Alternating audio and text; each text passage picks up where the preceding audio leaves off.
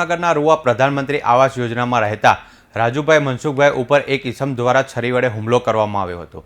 તેમના જણાવ્યા મુજબ તેમના પર અગાઉ ખોટી એટ્રોસિટીની ફરિયાદ દાખલ કરનાર ઈસમે સમાધાન માટે 10 લાખની માંગણી કરી હતી, જે બાબતે આજે તે જ ઈસમે છરી લઈ અને જીવલેણ હુમલો કર્યો હતો। જોકે રાજુભાઈનો બચાવ થયો હતો। સમગ્ર ઘટના સીસીટીવીમાં કેદ થઈ છે।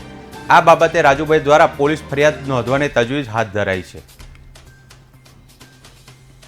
અત્યારે હું 11:30 આસપાસ મારા ઘરેથી બજારના કામે બહાર જતો હતો, ત્યારે જે 2 મહિના પહેલાં અમારી ઉપર ખોટી એટ્રોસિટી જે થઈ છે એ જ વ્યક્તિએ અમને જે તે સમયે સમાધાનના 10 લાખ રૂપિયા માગેલા હતા અને આજે એ જ દાજ રાખીને કે સમાધાનના 10 લાખ નથી આપ્યા એમ કરીને છરી લઈને મને મારવા દોડ્યો। એટલે હું સ્વ બચાવ માટે એક સાઈડ ભાઈ આવ્યો તો પણ મને કાટલો પકડીને 3 જણા ભેગા થઈને મને છરીના વાહામાં ઘા માર્યા છે, પણ સદનસીબે મને કોઈ ઈજા નથી થઈ, પણ મારી ઉપર જાન લેવા હુમલો તો કર્યો જ છે।